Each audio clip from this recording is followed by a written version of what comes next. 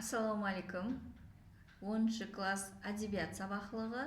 Тема 18 әсір, 19 әсірлерде Қарақалпақ әдебиетінің рауажану бағдарлары.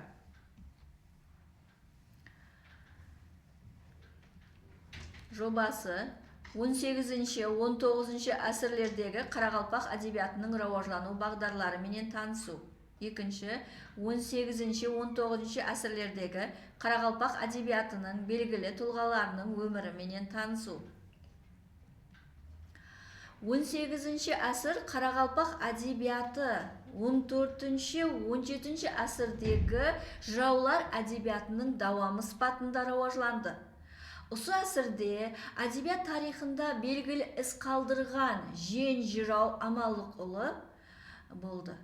Оның шығармалары да өзінен алдыңғы Сопбасы Сыпыра жырау, Асан қайғы, Доспанбет жырау, Мүйтен жырау сияқты терме толғаулардан ібарат болды. Бұл әсірде де жазба әдебиеттің текарғы белгілері болған жеке сипатқа ие образлар дөрету, қосық жазудың техникалық қаделері есапланған тәртіплі ырғақ, рәң-бәрең ұйқас, бәндке бөлу сияқты тәртіплер сақланбады.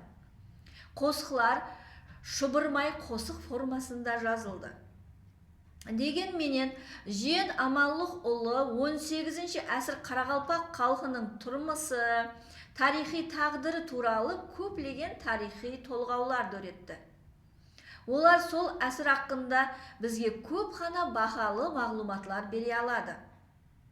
Олардан ылағым, бертүйемді, хош болың достар сияқты кіші көлемдегі толғауларында халық тұрмысының көріністері сәулеленуін тапқан.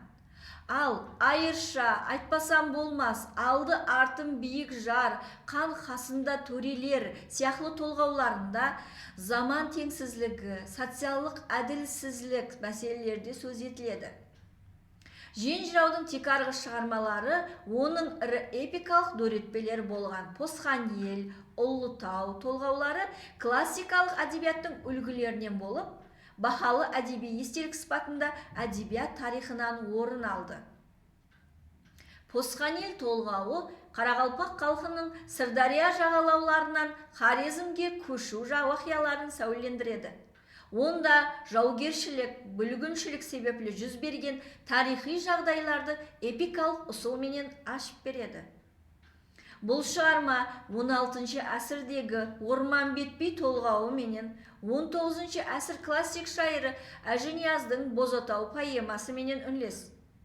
Шайырдың Ұлытау толғауы Посқан ел толғауының идеялық давамы болып, онда қанлардың, байхан билердің халыққа жасаған қысымы, халықтың жөнсіз тонауы, табиғат қиыншылықтар себеплі елдің бүлініп босқаны тарифленген. Ұлым айтқанда, бұл екі толғау да халқымыздың белгілі бір дәуірдегі тарихын жарытып беру бойынша Қарақалпақ әдебиетінде лайықлы орынға ие әдеби мирас сипатында қалады. Посқан ел, жен жыраудың Посқан ел толғауы. 19 әсір Қарақалпақ әдебиеті жазба әдебиетлік характерге ие болуымен бірге Қарақалпақ әдебиет тарихының айрықша рауажланған дәуірі саналады. Бұл әсірде жазба әдебиет толық қалыптасты. Шайырдың өзі сәулелендіріп отырған хадисе уақияларға жеке қатынасы, сезімі анық көрінеді. Бұл әсірде Қарақалпақ әдебиетінде лириканың жанр сипатында қалыптасуында жазба әдеби һәм ұлымы мәдени дәстүрлердің ахметі айрықша болды. Көп қана жастардың Хиуа һәм Бұхара қалаларындағы білім орайы болған атақлы медреселерде, сондай-ақ өз өлкемізде бар болған Қарақұм Ишан медресесі, Айымбет Ишан медресесі, Құмөзек Ишан медресесі сияқты оқу орындарында тәлім алуы халқымыздың ұлыма сауаттылық дәрежесінің артуымен бірге жазба деректерді, әдеби мирасларды тереңірек иелеп алуына мүмкіншілік жаратты. Мәселен, шығыстың көрнеклі сөз ұсталары Әлишер Науаи, Мұхаммед Физули, Супы Аллаяр, Қожа Ахмет Яссауи, Сулайман Бақырғани сияқты классиклердің шығармалары менен таныс болды. Демек, ұсарқал әдеби байланыстар жүзеге келді. Шығыс әдебиетінің көптеген үлгілері Қарақалпақ әдебиетіне кіріп келді. Ал бұлар жазба әдебиеттің рауажлануына сөзсіз тәсір жасады. Күнқожа Ибраим ұлы дүрітушілігінен басылап, қосықты бәндке байлап жазу мәдениеті пайда болды. Бұннан бұрынғы әсірлерде де тұрмыш шынлығы сөз етілгені менен 19-ші әсірде реалист принциплері толық қалыптасты. Мәселен, Күнқожа дүрітушілік арқылы халықшыл, реалист, лирикалық образлар жасалды, һәм демократиялық көзқарастар рауажланды. Шайыр өз дәуірінің социалдық һәм саяси тұрмысына орақшылар, шопаллар, күні қайда, неге керек, ел менен заман сияқты қосықларында реал баха бере алды. Күнқожаның Қарақалпақ әдебият тарихындағы текарғы қызметі ол милли әдебиеттің жазба характеріне еледе рауажландырды. Лириканың жанрлық, формалық өсуіне тикар салды. 19-ші әсір әдебиетінде классик шайыр Әжінияз Қосыбайұлының өмірі өз алдына. Шайыр Қарақалпақ әдебиятын жанрлық жақтан түрлендірді, жаңа формалар алып кірді. Шайыр тек реалистік шығармаларды өретіп қалмастан, шығыс классик әдебиетінің ұсылы болған жеке инсанның кеуіл күйін шарқылауға қаратылған романтикалық бағдардағы лирикалық шығармаларды дөретті. Әжінияздың шығармаларын жанрлық жақтан ватан аққындағы қосықлары, социялық темадағы қосықлары, дидактикалық лирика, философиялық лирика, мұхаббат қосықлары деп бөлуге болады. Сондай-ақ Әжінияз шайыр лириканы формалық жақтан да түрлендірді. Әжінияздың Бозатау поэмасы өз дәуірінің реал шынлығын жарытып беруде тарихи дерек сипатында қызмет ете алатығын дөретпей есапланады. Бұл шығарма жаңа жанрлық құбылыс лиро-эпикалық бағдарды пайда етті. Кең эпикалық бағдардағы уақиялар шайырдың жеке күйзелістері, сезімдері менен қоса беріліп, объектив уақиялық, субъективлік көзқараслар менен сәулеленді.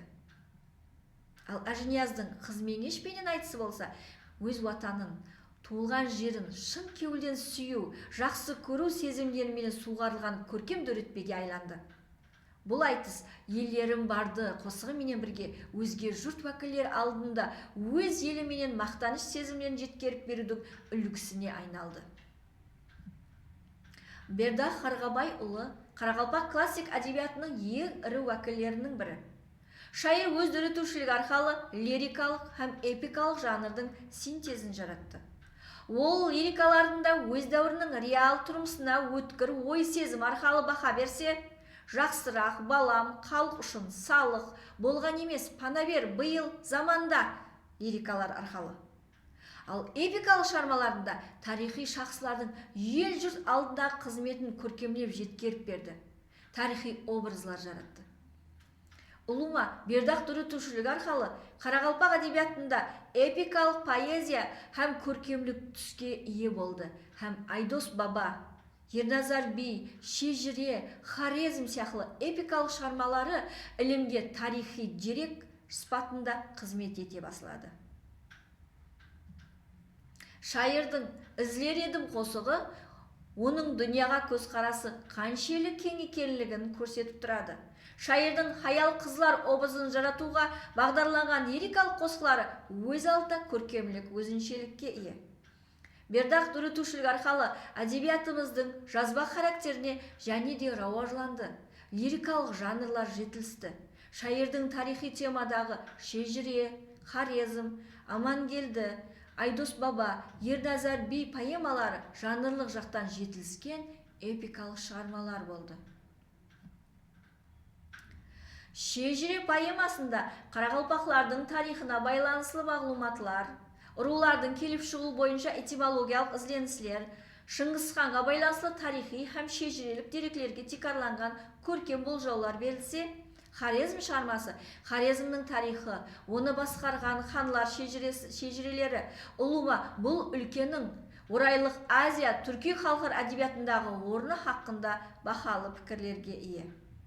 Амангелді, Айдос баба, Ерназар би поэмаларында халқымыз тарихында айрықша орын иелеген халық батырларының қаһармандық істеріне болған мақтаныш сезімдер беріледі. Ақмақ патша дастаны романтикалық бағдарда жазылғанына қарамастан, орта әсірлік түрки мұсылман дүниясында мемлекетті басқару саясатына баха беру, хиуа ханлар образын жарату арқылы қарақалпақ әдебиет тарихында өз орнына ие. Соның менен бірге Бердақтың қарақалпақ мәдениеті, әдебиеті тарихындағы ұлы қызметлерінің бірі ол қарақалпақ әдеби тілін рауажландырды һәм толық қалыптастырды. Солай етіп, 19-ші әсір қарақалпақ әдебиеті әдебиетіміз тарихының айрықша бір дәуірі болды. Қарақалпақ әдебиеті 18-ші әсірге шейін өмір сүріп келген ярым фольклорлық, жыраулық әдебиеттан жазба әдеби белгілері толық рауажланған индивидуал әдебиетқа айланды. Әдебиеттің жанрлары рауажланды, көркем образлар жарату ұсулар түрленді. 20-ші әсірде жүзеге келген профессионал әдебиетқа бекем тырнақ салынды. Ұсынымменен бүгінгі темамызды жұмақлаймыз. Диққатларыңыз үшін рахмет.